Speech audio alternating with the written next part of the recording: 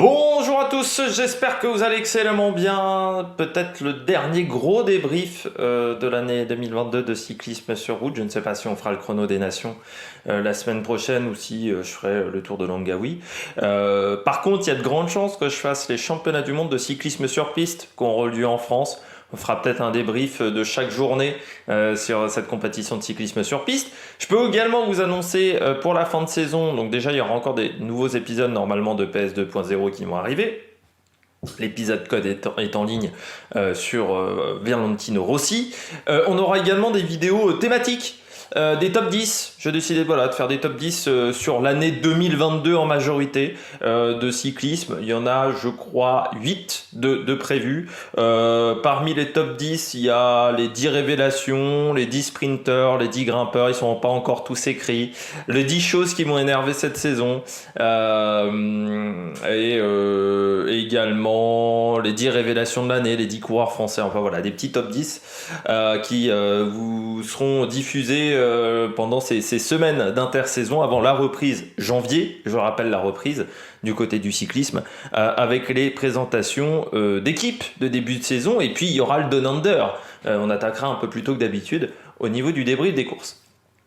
N'hésitez pas à vous abonner à la chaîne, à réagir dans les commentaires, à mettre un pouce bleu, à partager la vidéo sur les réseaux sociaux notamment si vous pensez que ça peut intéresser vos proches. N'hésitez pas à mettre un pouce bleu, n'hésitez pas à partager la vidéo sur les réseaux sociaux également.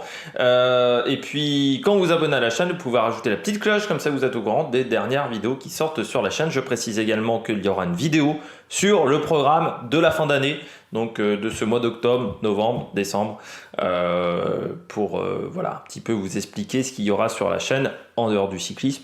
Il y aura encore de très belles choses. Voilà. On commence avec ce Paris Tour 2022 qui pas forcément été la course du siècle, c'est-à-dire que ça s'est déclenché extrêmement tard, cette course, c'est-à-dire que c'était vraiment une course d'attente. Vraiment une course d'attente dans l'idée où on a toujours eu le sentiment, quand Sam Bennett attaque, même avec Haylouk, ou quand le groupe avec Clément Russo revient sur les deux hommes, que la course n'était pas encore déclenchée à ce moment-là. C'est-à-dire que d'habitude, Paris Tour, les dernières années, ça déclenchait dans les premiers chemins de vigne, voire des fois le premier chemin de vigne, comme avec Yellow Wallace. Là, ça s'est déclenché très tardivement. Il s'est pas passé tant de choses que ça dans les chemins de vie, à part quelques crevaisons. Même les chutes ont souvent eu lieu avant les chemins de vigne. Arnaud Delis est éliminé avant, Langeveld aussi. Je sais plus qui. Il y a un autre coureur de F également qui est tombé assez violemment. Beaucoup de coureurs ont été éliminés en fait avant même l'entrée sur les chemins de vigne. Et puis sur les premiers chemins de vigne, en fait, ça a été assez calme. Aussi parce qu'on a laissé énormément d'avance à cette échappée. Autant à Paris-Bourges, on a récupéré l'échappée à 50 bornes de l'arrivée, autant sur Paris-Tour, on a récupéré le dernier coureur de l'échappée à 1,5 km de l'arrivée. C'était Abrahamson. Donc ça a été une course assez surprenante en termes de scénario parce qu'on a toujours senti qu'on attend, et à un moment je me suis dit à 20 bornes de l'arrivée, il y avait encore une 30 d'avant, je me suis dit bon, ils vont peut-être commencer à avoir du mal devant, mais va falloir rouler quoi, parce que sinon c'est l'enterrement de première classe. Et en plus je voyais derrière, ça s'entendait pas énormément entre les différentes équipes. Je me suis dit s'il n'y a pas une équipe qui décide de prendre en main, c'est mal parti. La Groupama a fait ce job-là, a pris en main la course à ce moment-là, a dit Olivier Le Gac n'est plus la carte numéro 1 de l'équipe, on décide de rouler derrière. Et ils ont réussi à rentrer grâce à un gros travail de la Lotto également. On en reparlera encore de la Lotto. Mais voilà, je trouve que ça a été une course assez surprenante. Au niveau de son scénario, ça a mis beaucoup de temps avant de se lancer véritablement. Et je dirais presque comme le Tour de Lombardie, parce que le Tour de Lombardie, 1 km dans le Civiglio, il a suffi de ça pour déclencher la course. Là, on aurait aimé que ça démarre presque avant. Mais on a eu un sprint. Comme quoi, même avec les chemins de gravel, on peut quand même avoir des sprints massifs quand les équipes veulent, quand les équipes n'ont pas forcément envie d'avoir un autre scénario de course. En même temps, on avait des gros sprinters au départ, Philipson, Delis notamment. Les deux n'étaient pas à l'arrivée. Brian Cocard, Sam Bennett, même Edward Tuns, Olaf Koy également. Enfin voilà, il y avait du monde au balcon. Et c'est peut-être aussi ce qui a un petit peu annihilé certaines stratégies d'équipe. Même si à un moment, Sam Bennett était en échappée aussi. C'est un coureur qui marche beaucoup à l'instinct, Sam Bennett. Coureur très intéressant. Bien entendu, on raterait quelque chose si on ne parlait pas de Philippe Gilbert. Dernière course de la carrière de Philippe Gilbert. Philippe Gilbert qui était dans le groupe 1 de devant, il s'est relevé un petit peu dans le final, peut-être Philippe Gilbert, je suis même pas sûr. Je vais vous dire combien il finit, Philippe. Il finit 27e, donc non, il ne s'est même pas relevé. C'est le deuxième coureur de la Lotto à l'arrivée. Au départ, ils avaient prévu, je pense, de travailler pour Arnaud Delis. Il a bien travaillé dans le final. Bon, il a suivi la stratégie de l'équipe parce que il n'y avait pas grand monde dans le final pour aller jouer le sprint, très clairement. Mais il a fait le job. Il a fait le job comme il l'a fait à la Lotto, comme il l'a fait dans de nombreuses équipes où il a eu également un rôle d'équipier. Et quand on lui disait t'es équipier, eh bien, il travaillait. Je pense notamment à la BMC où il a eu ce rôle-là d'équipier quelques fois, même chez Quick-Step.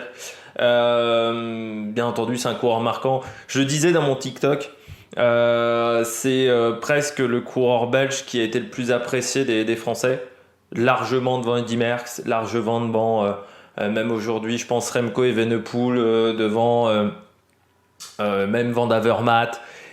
Alors je pense même en Belgique, il a toujours eu un capital sympathie. Il le disait en interview, je pense qu'on est sur le vélo comme on est dans la vie. Et il a dit, j'ai toujours été généreux dans l'effort, et c'est vrai. Il a fait des numéros, je pense notamment, moi peut-être la victoire que je retiendrai le plus de Philippe Gilbert, c'est la victoire sur le Tour des Flandres. Parce que le numéro qu'il fait ce jour-là sur le Tour des Flandres, c'est assez exceptionnel.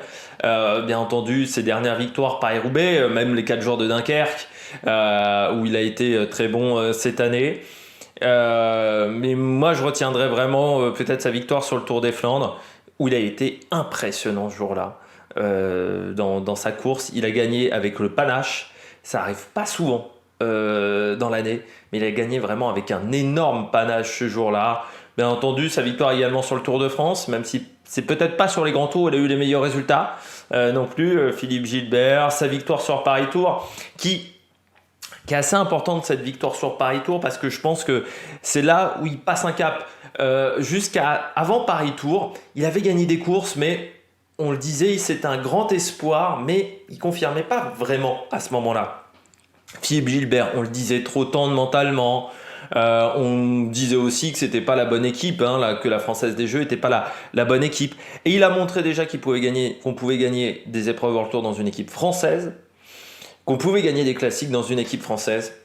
Et en plus, il l'a gagné aussi en étant extrêmement intelligent. Ces 2 victoires à Paris Tour sont 2 victoires extrêmement intelligentes, je trouve. Mais voilà, c'est quand même un mec qui a gagné 4 monuments sur 5 aussi. Donc voilà, dans l'histoire du cyclisme, forcément, il a un rôle important. 20 ans de carrière aussi, on parlait de Valverde, mais carrière extrêmement longue. C'est aussi l'un des premiers coureurs qui est arrivé extrêmement jeune dans le cyclisme. Il avait 19 ans et demi, Philippe Gilbert.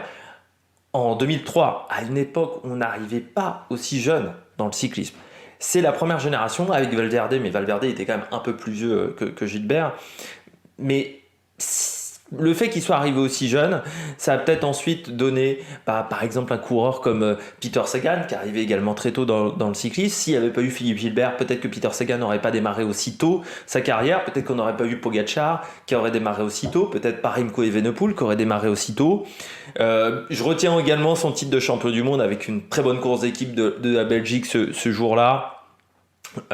Aussi en 2011 avec Jelle Van Aert, qui avait fait un sacré travail. C'était même les duettistes un petit peu de la Lotto à une époque, Jelle Van Aert et Philippe Gilbert. Souvent ça a commencé avec Jelle Van Aert et ensuite avec Philippe Gilbert, un peu comme aujourd'hui on pourrait dire Dries de Venins, Julien Lafilippe, où il y a eu énormément de stratégies de course comme ça. Puis oui, un coureur sympathique, un coureur qui a vécu aussi des moments pas faciles, notamment le fameux parapet, cette séquence du cyclisme qui marquera. Mais Philippe Gilbert, c'est une carrière de 20 ans, c'est un mec qui a eu un rôle d'équipier. Et puis, ce qui est marrant quand même, c'est que on va presque dire la boucle est bouclée. Alors c'est pas lui qui gagne, mais c'est un coureur de la FDJ, de la Groupama FDJ qui s'impose. C'est un coureur qui fait un doublé, comme lui l'avait réalisé sur Paris Tour. Voilà, avec cette deuxième victoire d'Arnaud Démare, je trouve qu'il y a quand même un truc assez intéressant. Et puis aujourd'hui, on l'a vu, il a fait aussi un travail d'équipier, comme il l'a fait de nombreuses fois également dans sa carrière. Donc voilà, Philippe Gilbert, je pense que c'est un coureur qui a marqué le cyclisme.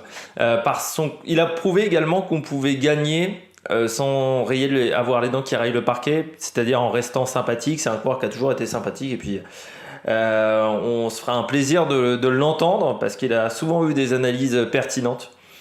Philippe Gilbert, alors je sais pas si ça sera sur Eurosport, je sais pas si ça sera sur la RTBF, je sais pas si ça sera même pourquoi pas un jour à France Télévisions, mais c'est un coureur voilà qui je pense a bien marqué le cyclisme. On passe tout de suite aux coureurs au top. Attaque de Marlou. Si on commence par les coureurs au top, vous comprenez bien, c'est qu'il y aura top et flop et pas de bilan des bleus. Pourquoi ? Parce qu'il y a pas mal de bleus dans mon top et mon flop, donc voilà, je me suis dit pourquoi faire un bilan des bleus si après c'est pour galérer pour trouver des coureurs au top et des coureurs flop. Parmi les coureurs au top, bien entendu, Arnaud Démare, double vainqueur cette année. Voilà, double vainqueur. J'avais dit, Paris-Bourges, il avait fini deuxième. Il avait presque lancé un peu trop tôt sur Paris-Bourges. J'avais dit, quand j'ai fait ma présentation de Paris-Tour, j'ai dit, l'année dernière, elle a déjà fait deuxième de Paris-Bourges, ça l'avait énervé, mais elle avait bien gagné.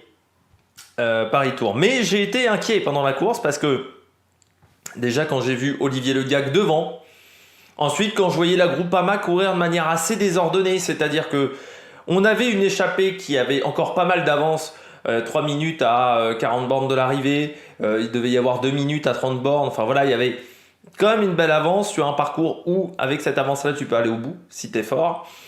Et je connaissais un petit peu Abrahamsen et je me disais c'est pas un mauvais coureur, Abrahamsen.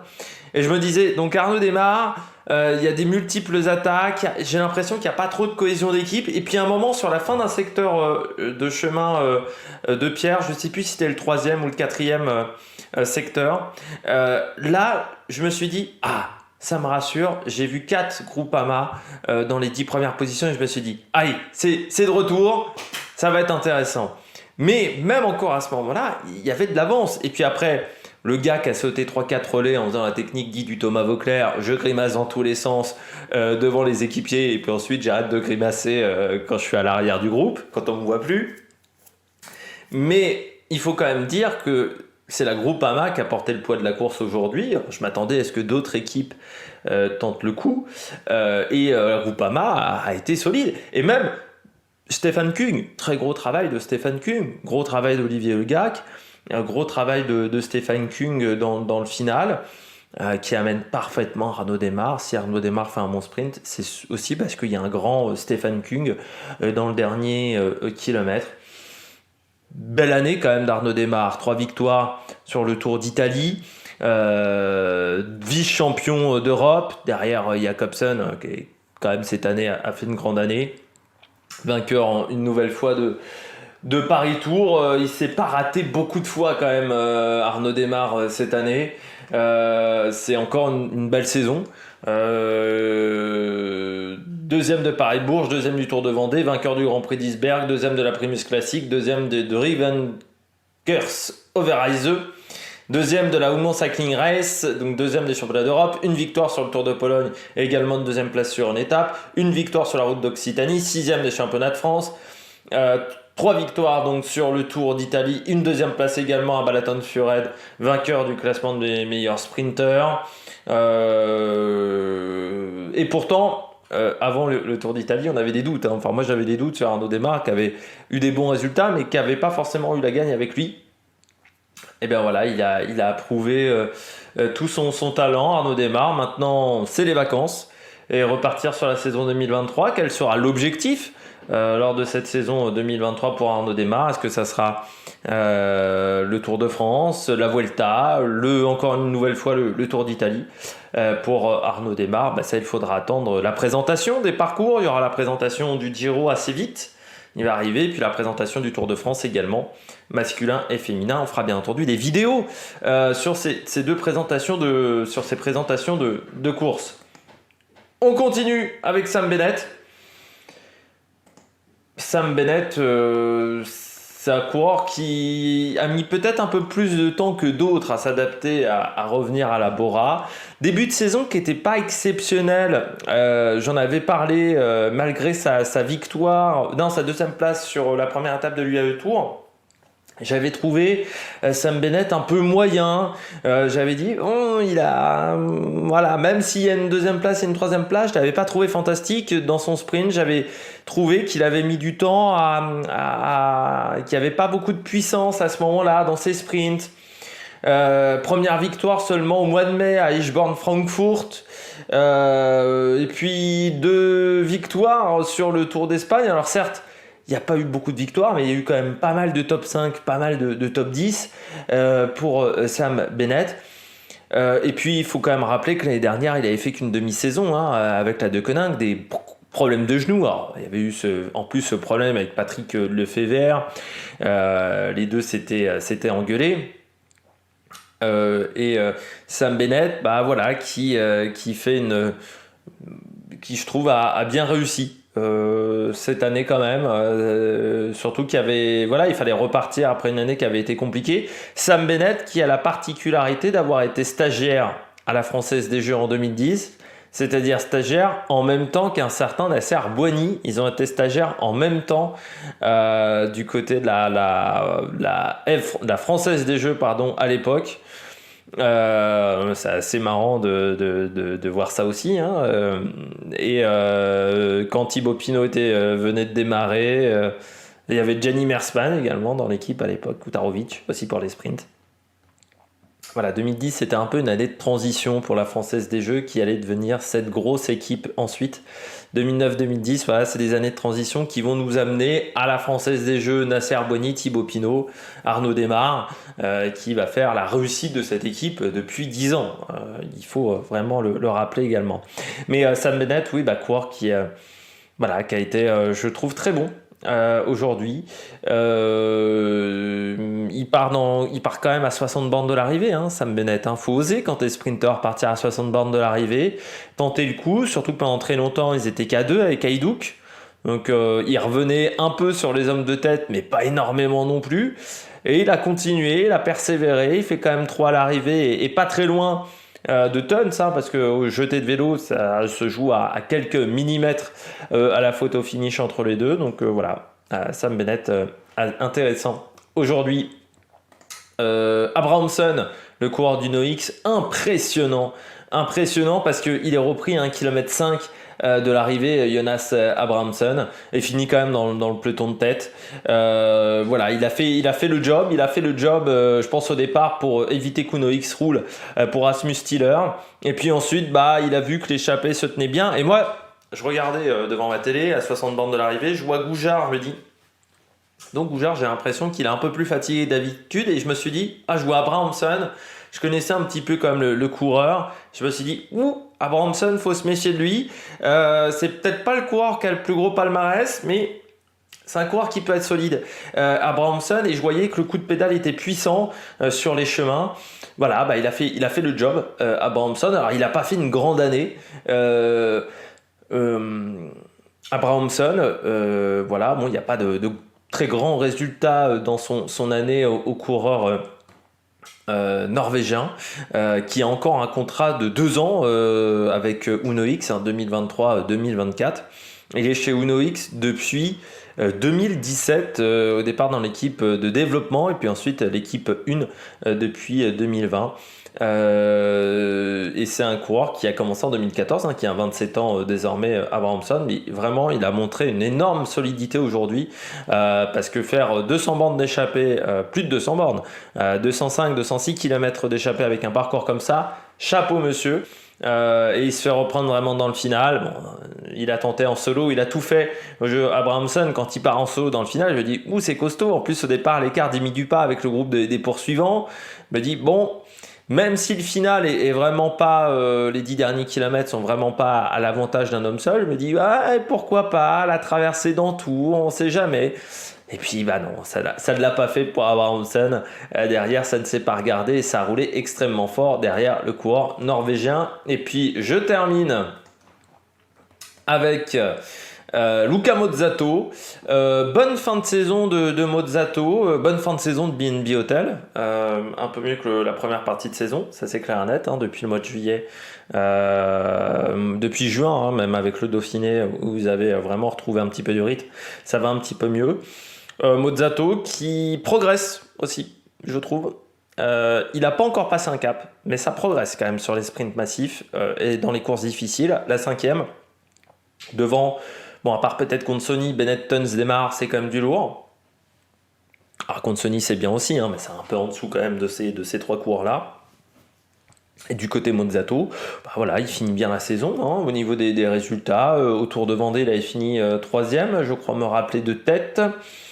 6e de Paris-Bourges, 8e de Paris-Cheny, 4e du Grand Prix d'Isberg, 4e du Kampioenschap van Vlaanderen, 16e de la Primus Classique, ça c'était un peu moins bien, 10e du Grand Prix de Fourmies, 2 fois dans le top 10 sur le Tour de Poitou-Charentes, et puis sur le Tour de France, il avait fait 4 top 10 avec une 6e place du côté de Calais. Il progresse.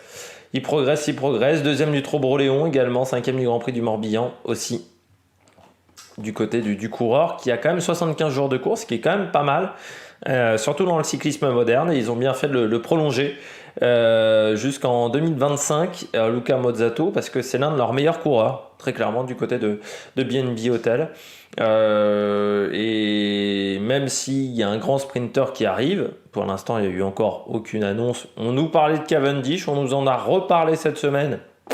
Pour l'instant, il n'y a encore rien qui a été signé. Eh bien, Luca Mozzato, c'est plus qu'une roue de secours. Hein. C'est quand même un coureur qui, je pense, a un beau potentiel. Et c'est intéressant hein, pour les Italiens, parce qu'il a le même âge que Dainese. 24 ans tous les deux. Il y a quand même une génération là, entre 25 et 20 ans au niveau des sprints. C'est du costaud, hein, notamment avec Olav Koy et d'autres, mais il y a une très très belle génération qui arrive ou qui commence déjà à être là. Je pense à Jasper Philipsen également, mais il y a du solide dans les années à venir. Les sprints vont être très très intéressants à l'avenir. On passe tout de suite au bonnet d'âne. Du côté des flops, je commence avec Arkea. Alors, 2 choses du côté d'Arkea. On va commencer par la première. Quel est l'intérêt de faire 8, 9, 10 sur Paris-Tours ?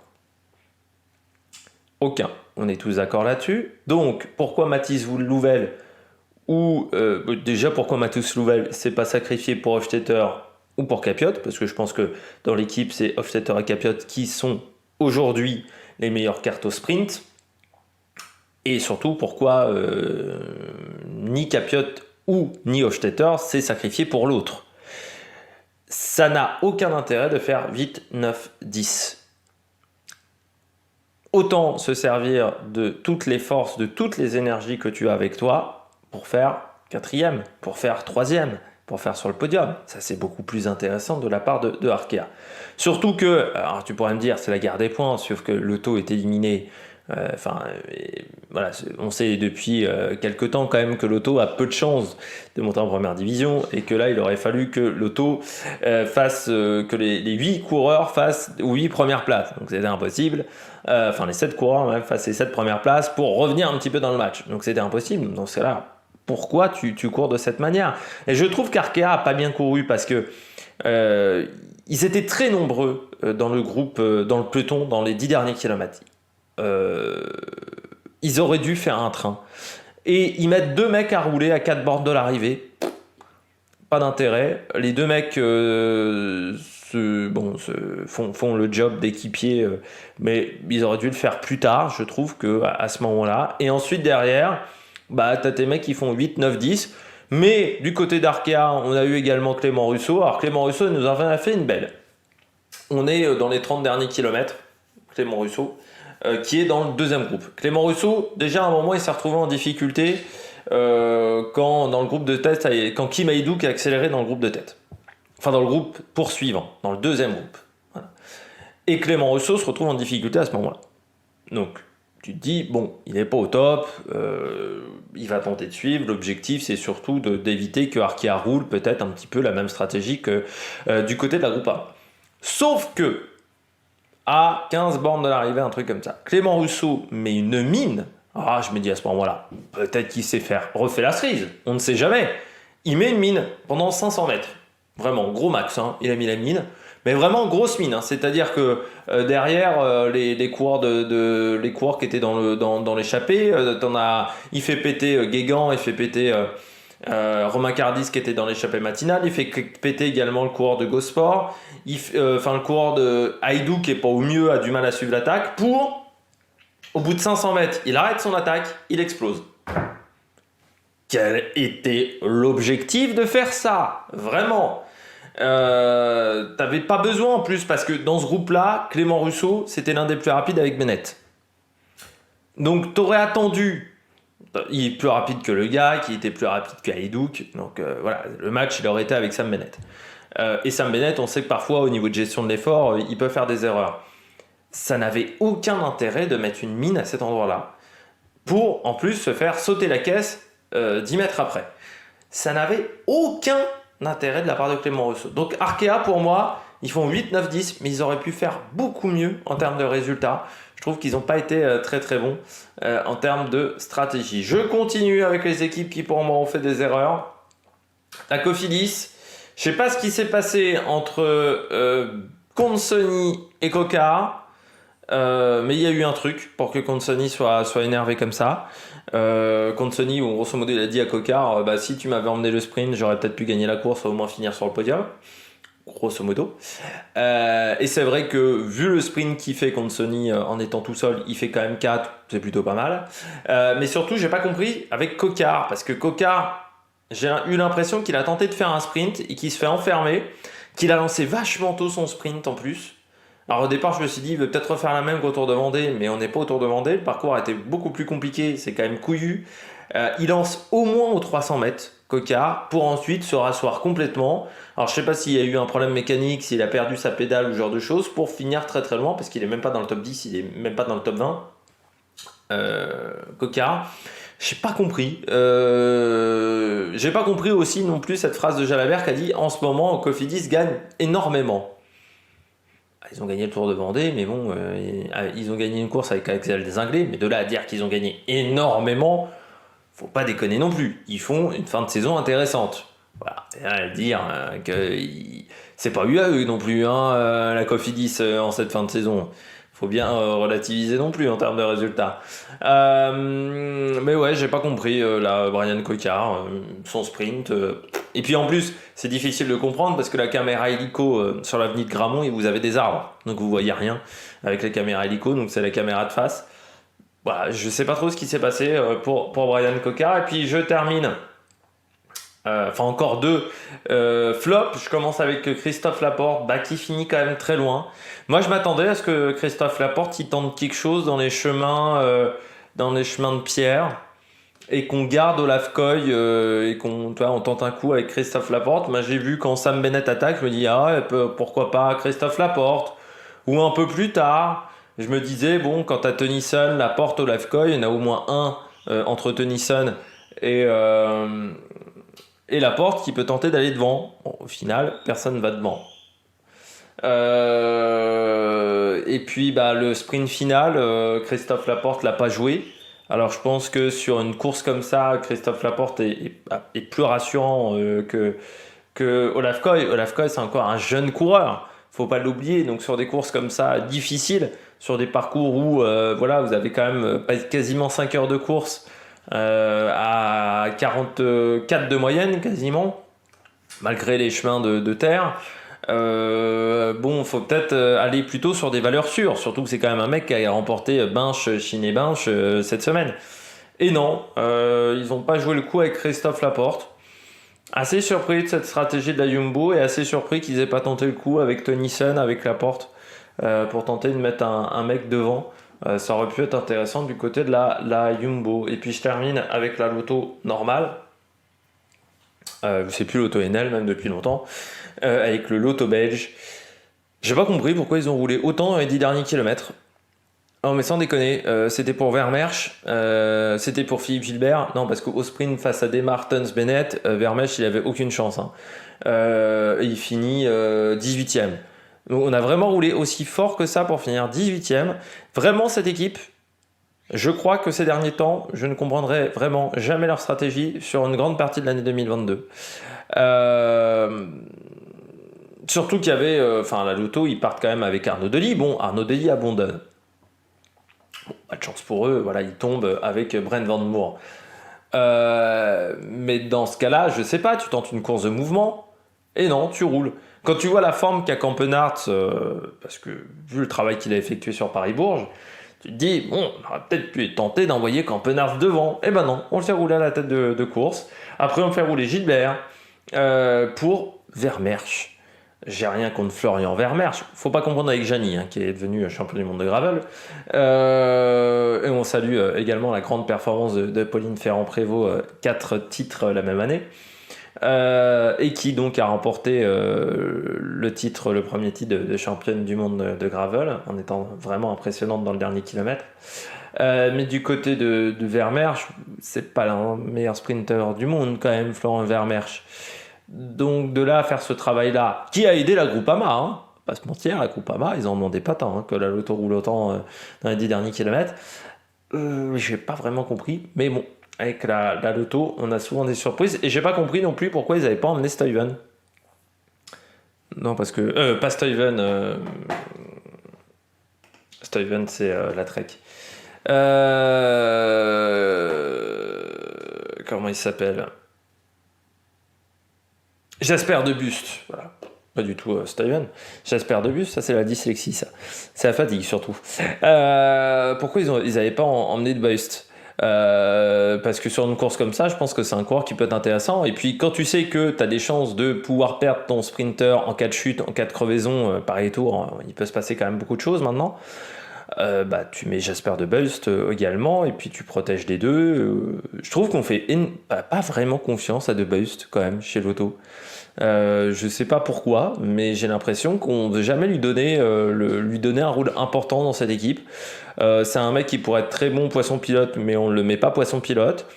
Enfin, j'ai du mal à comprendre les stratégies de la Lotto. Je pense que, comme je l'ai dit sur Paris-Bourges, mais ils ont perdu quand même énormément de points avec des mauvaises stratégies. Et pourtant, ils font une saison à 25 victoires. Là, tu te dis qu'ils auraient pu marquer encore, peut-être passer la barre des 30 s'ils avaient fait un peu moins d'erreurs, mais ils n'ont quand même pas gagné depuis le Grand Prix de Fourny et la victoire de Caleb Ewan. Et ben voilà, on a fait le tour de ce Paris Tour 2022. N'hésitez pas à vous abonner à la chaîne, à rajouter un commentaire, à mettre un pouce bleu. On fera donc une vidéo la semaine prochaine pour présenter un petit peu la fin d'année. Il y aura notamment la Coupe du Monde de football, il y aura notamment les sports d'hiver aussi sur la chaîne, et puis des vidéos de cyclisme. Également, d'ici la fin de saison, les championnats du monde sur piste à partir de la semaine prochaine. Enfin voilà, le programme reste chargé sur l'Amérique Production. Allez, ciao ciao!